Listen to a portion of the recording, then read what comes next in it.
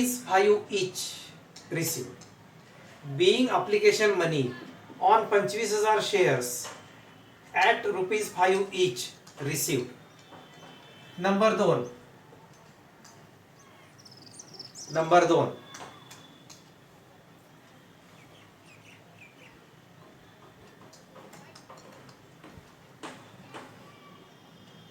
आता पहिल्या एंट्रीत ज्याला क्रेडिट आहे त्याला दुसऱ्या एंट्रीत डेबिट द्या. Equity share application account debit. पहिल्या एंट्रीत ज्याला क्रेडिट आहे त्याला दुसऱ्या एंट्रीत डेबिट द्या.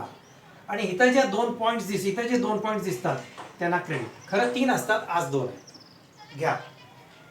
आता इथं काय काय येणार? 2 इक्विटी शेअर कॅपिटल अकाउंट आणि 2 रिफंड. म्हणजे काय लिहायचं असते? पैसे कसे रिफंड करतात? बँक. घ्या, एंट्री टॅली करा. हे 15/5 75 आणि हे 50,000. 75 आणि 50 म्हणजे 1,25,000. करा एंट्री टॅली. प्रत्येक जर्नलमध्ये डेबिट क्रेडिट टॅली व्हायला पाहिजे. Debit is equal to credit. Equity share application account debit. 2 equity share capital आणि 2 बँक. म्हणजे अप्लिकेशनचे पैसे कॅपिटलला जमा केले आणि 2 बँक म्हणजे क्रेडिट गिव्हर. आता नॅरेशन 2 पॉइंट मध्ये लिहायचं. 2 पॉइंट आहे. घ्या. बिंग 15,000 शेअर्स दर नाही लिहायचा. Being 15,000 shares transfer to share capital. Being 15,000 shares transfer to share capital and on 10,000 shares and on 10,000 shares refunded and on 10,000 shares refunded.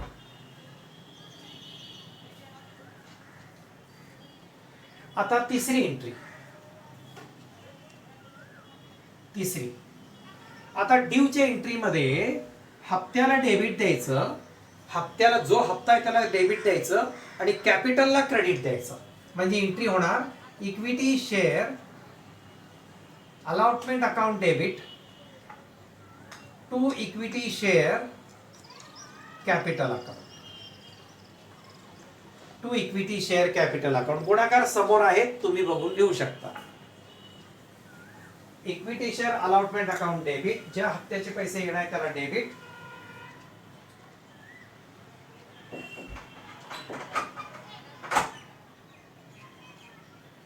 आणि कॅपिटलला जमा करायचे म्हणून त्याला क्रेडिट. ह्याचं नॅरेशन मी इथं स्टार करतो, तिथं मध्ये ते हिशोब टाकायचा. हा स्टार घ्या. Being allotment money. Being allotment money on 15,000 shares. Being allotment money on 15,000 shares at ₹10 each. At ₹10 each becomes due. आता चौथी एंट्री, 4th एंट्री. इथं रिसिव्ड शब्द आहे. कुठेही रिसिव्ड शब्द असू दे, बँकेला डेबिट द्यायचं. Because debit the receiver. मग आता इथं एंट्री बँक अकाउंट डेबिट. आणि कुठल्या हप्त्याचे पैसे मिळाले? Equity share allotment account. Equity share allotment account. घ्या. Bank account debit to equity share allotment account.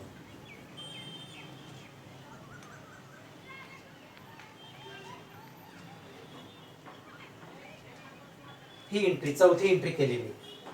15,000 गुणिले 10 1,50,000. नॅरेशन. इथं वाक्य शब्द नजर ठेवा, अजून कोणाला जमत नसेल. Being allotment money on 15,000 shares. इथं मध्ये घालायचं. On 15,000 shares at ₹10 each received. At ₹10 each received.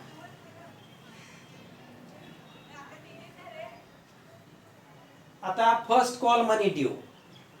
कुठल्याही ड्यूच्या एंट्रीमध्ये हप्त्याला डेबिट द्यायचं असतं. हे बघा ह्याला, कारण त्या हप्त्याचे पैसे येणार आहे आणि ते पैसे कॅपिटलला जमा करायचे असतात. मग हप्त्याला debit equity share first call account debit to equity share capital account. To equity share capital account. ड्यूची एंट्री, हप्त्याला डेबिट, कॅपिटलला क्रेडिट, असं लक्षात ठेवा. किती होणार आहे? 15 दोन्ही 30, 15 त्रिक 45.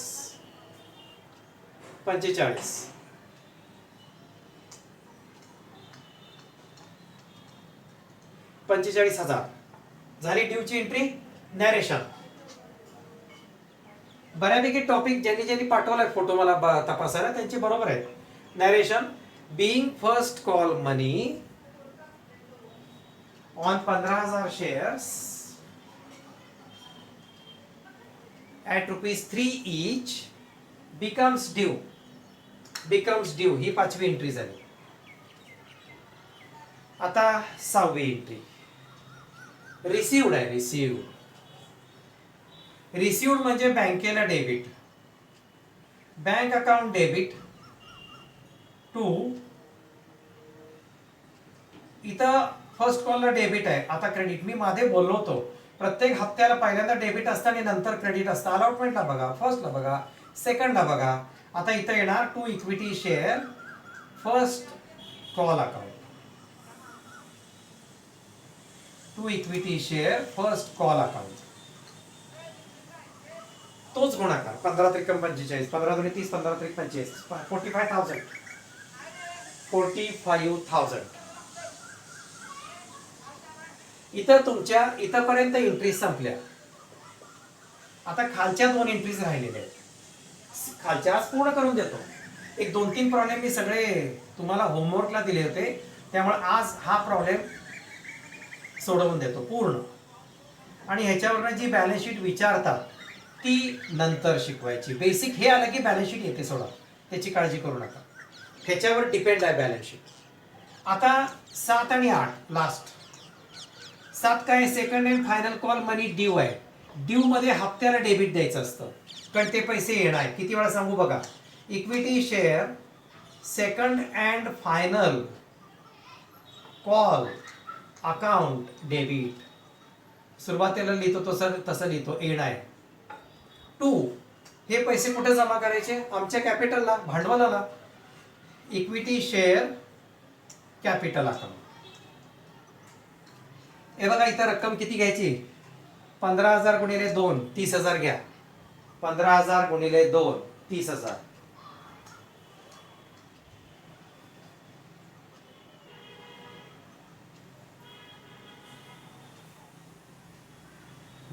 आपली 7वी एंट्री झाली. ह्याचं नॅरेशन घ्या. Being second and final call money on 15,000 shares at ₹2 each. हे बघा हे 7 at ₹2 each becomes due. आणि शेवटची एंट्री 8. मी मगाशी सांगितलं जिथं जिथं रिसिव्ड आहे तिथं बँकेला debit, because bank is the receiver. Bank account debit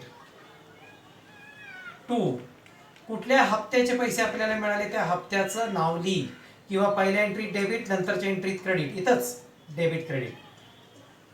to equity share first and final call account.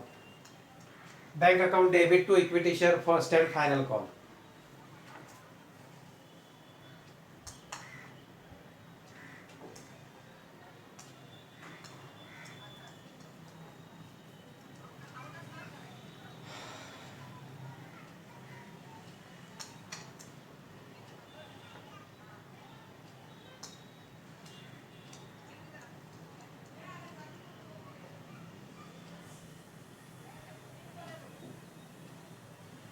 झालं. Narration. Being second and final call on, किती लिहायचं? 14,900 लिहायचं आहे. इथं 14,900 लिहायचं आहे.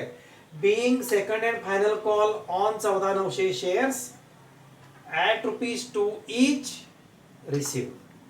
14,900 कसं काय? 15,000 पैकी 100 शेअर अशोक नावाच्या व्यक्तीने बुडवले. मग आता मिळताना किती शेअरवरचे पैसे मिळणार? तेवढे कमी मिळणार, 14,900.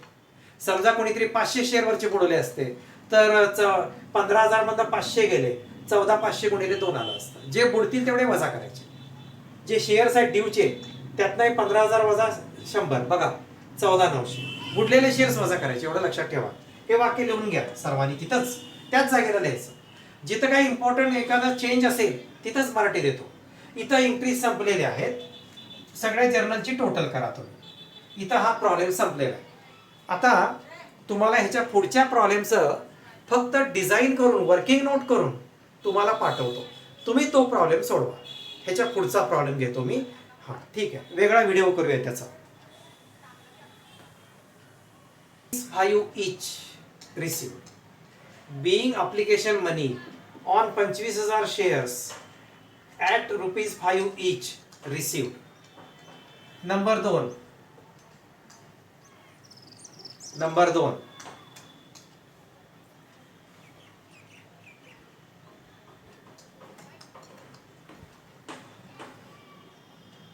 आता पहिल्या एंट्रीत ज्याला क्रेडिट आहे त्याला दुसऱ्या एंट्रीत डेबिट द्या.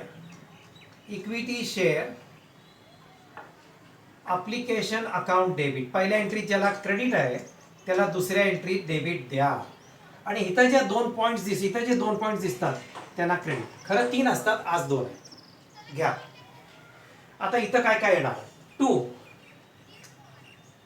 इक्विटी शेअर कॅपिटल अकाउंट आणि 2 रिफंड. म्हणजे काय लिहायचं असते? पैसे कसे रिफंड करतात? बँक. घ्या, एंट्री टॅली करा. हे 15,5 75 आणि हे 50,000. 75 आणि 50 म्हणजे 1,25,000. करा entry tally.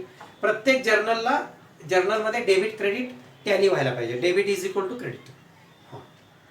Equity share application account debit, 2 equity share capital आणि 2 बँक. म्हणजे अप्लिकेशनचे पैसे कॅपिटलला जमा केले आणि 2 बँक म्हणजे क्रेडिट गिव्हर. आता नॅरेशन 2 पॉइंट मध्ये लिहायचं. 2 पॉइंट आहे. घ्या. बिंग 15,000 शेअर्स, दर नाही लिहायचा. Being 15,000 shares transfer to share capital. Being 15,000 shares transfer to share capital and on 10,000 shares refunded and on 10,000 shares refunded.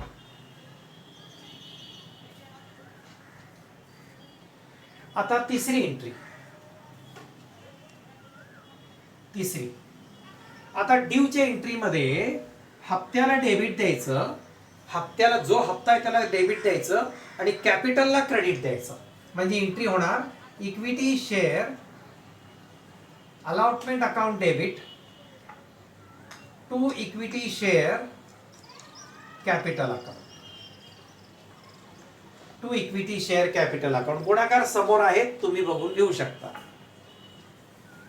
Equity share allotment account debit, ज्या हप्त्याचे पैसे येणार त्याला debit.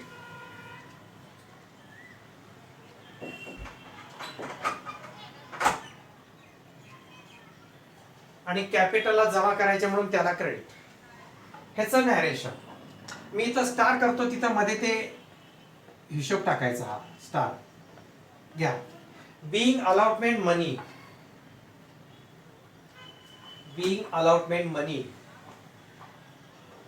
On 15,000 shares.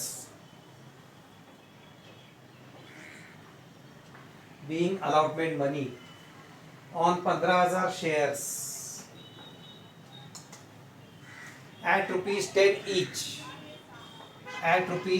each becomes due. आता चौथी entry, 4th entry. इथं received शब्द आहे. कुठेही रिसिव्ड शब्द असू दे, बँकेला डेबिट द्यायचं. Because debit the receiver. मग आता इथं एंट्री बँक अकाउंट डेबिट आणि कुठल्या हप्त्याचे पैसे मिळाले? Equity share allotment account. घ्या. Bank account debit to equity share allotment account.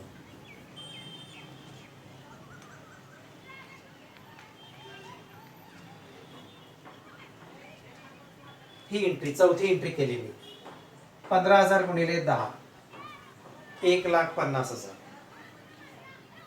Narration इथं वाक्य शब्द नजर ठेवा अजून कोणाला जमत नसेल. Being allotment money on 15,000 shares इथं मध्ये घालायचं. On 15,000 shares at ₹10 each received. At ₹10 each received.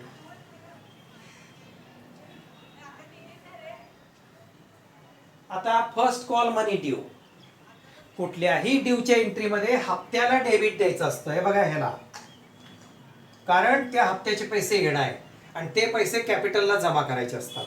मग हप्त्याला debit, equity share first call account debit to equity share capital account. To equity share capital account. ड्यूची एंट्री हप्त्याला debit, कॅपिटलला credit, असं लक्षात ठेवा. किती होणार आहे? 15 दोन्ही 30 15 त्रिक 45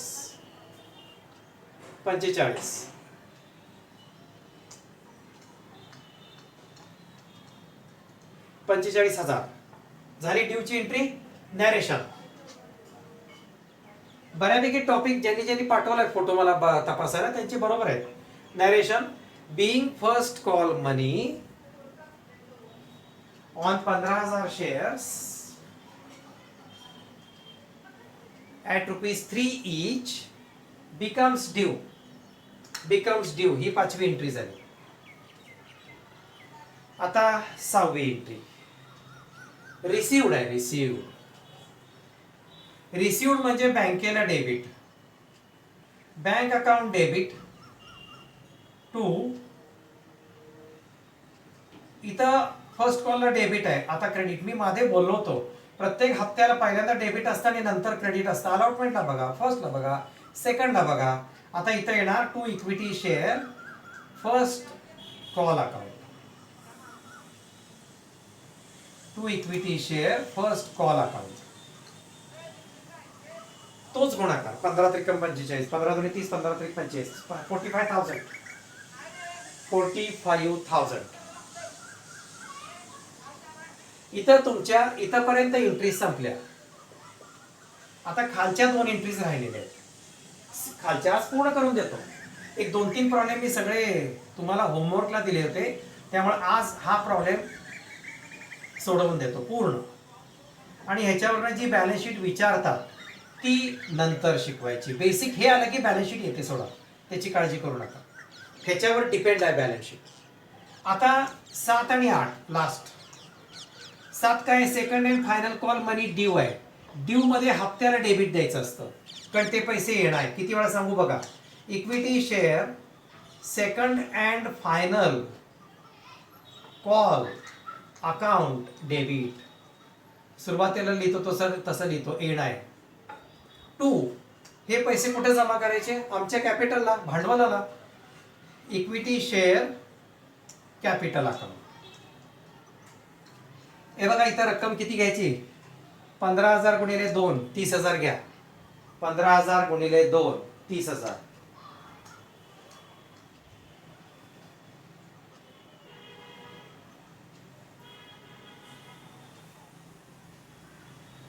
आपली 7वी एंट्री झाली. ह्याचं नॅरेशन घ्या. Being second and final call money on 15,000 shares at ₹2 each. हे बघा हे 7 ॲट ₹2 each बिकम्स ड्यू. आणि शेवटची एंट्री 8. मी मगाशी सांगितलं जिथं जिथं रिसिव्ड आहे तिथं बँकेला debit, because bank is the receiver. Bank account debit to, कुठल्या हप्त्याचे पैसे आपल्याला मिळाले त्या हप्त्याचं नाव लिही, किंवा पहिल्या एंट्रीत डेबिट, नंतरच्या एंट्रीत क्रेडिट. इथंच debit credit. To equity share first and final call account. Bank account debit to equity share first and final call.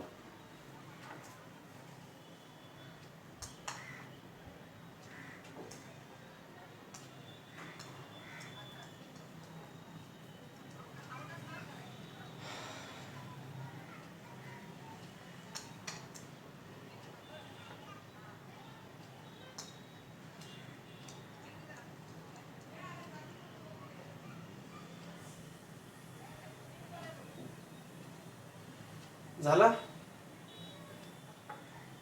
Narration.